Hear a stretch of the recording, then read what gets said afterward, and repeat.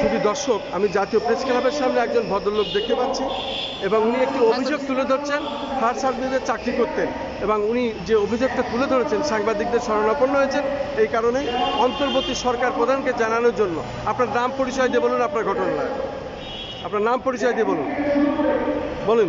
আমি Abdul Hannan, fire fighter, Kapasia, গ্রামের বাড়ি, গাজীপুর জেলা। আমি মিরপুরে আছি, আমার কোয়ার্টারে আছি। আমি অন্তর্বর্তী সরকারের প্রধানের কাছে, প্রধান উপদেষ্টার কাছে, স্বরাষ্ট্র উপদেষ্টার কাছে, জনগণের কাছে আমি বিনীত অনুরোধ জানাচ্ছি, আমার ব্যাপারটা একটু বিশেষভাবে দেখবেন, দয়া করে দেখবেন। আমাকে বেআইনিভাবে আমাকে সাসপেন্ড করা হয়েছে 3 বছর যাবৎ। বেতন, রেশন, মেডিকেল ছুটি সব বন্ধ রাখা হয়েছে। প্রতিহিংসামূলক বন্ধ রাখা হয়েছে। আমার মহাপরিচালক 8 তারিখে একটা চাকরির অব্যাহত কাগজ দিয়ে আমার বাসায় দিয়ে পাঠানোর পরে আমি এটা রিসিভ করে রাখার পরে আমি সাথে সাথে অধিদপ্তরের ডাইরেক্টরের কাছে ফোন দিই। স্যার এই কাগজটা তো আমার মনে হয় সিংহসার জাল। পরে স্যারের আমাকে বললো, হান্নান তুমি এই কাগজটা অধিদপ্তরে নিয়ে আসো, তাতে আমরা ঠিক করে দিচ্ছি। পরে অধিদপ্তরে নিয়ে যাই, আমাকে এই কাগজ আর ঠিক করে দেয় নাই।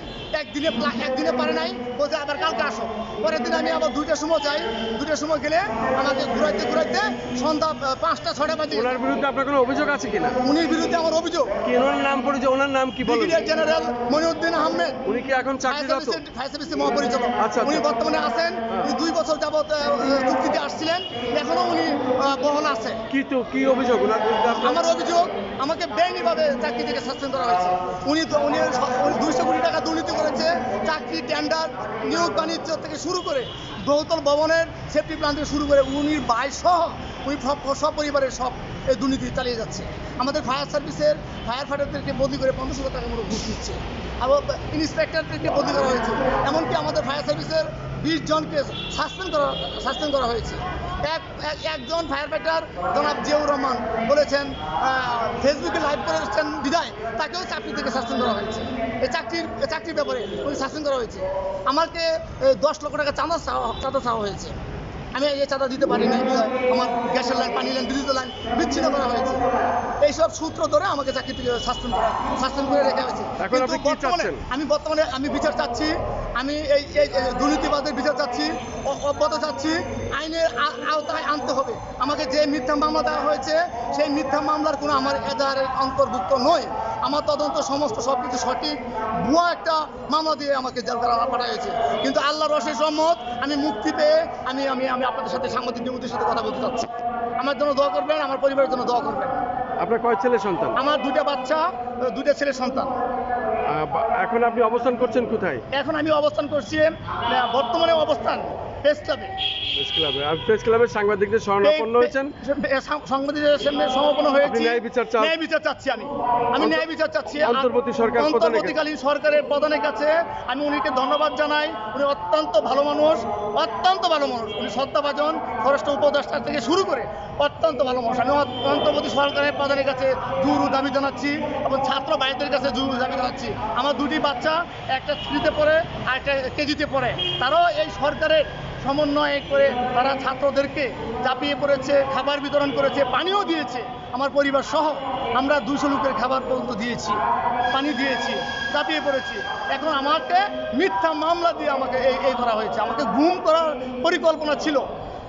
আমাকে 2 দিন ধরে আমার ওয়াইফ খুঁজে পাচ্ছিল না পাওয়ার পরেই কাফরুল থানা রিমান্ডে নেওয়া হয়েছে। রিমান্ডে আমার কাফরুল থানা থেকে আমার ওয়াইফ আমাকে পেয়েছে। তারপরে আমাকে কুড়ে প্রেরণ করা হয়েছে। আমাকে জেলখানা প্রেরণ করা হয়েছে। তারপরে আল্লাহর অশেষ রহমত, আমার সব কিছু করে সততার সাথে আমি জামিনে। আপনার প্রতি তার ব্যক্তিগত কোনো রাগ আছে কিনা? কি কারণটা কি? ব্যক্তিগত রাগ বলতে আমি কিছু জানি না। রাগটা হলো একটাই, দুর্নীতি।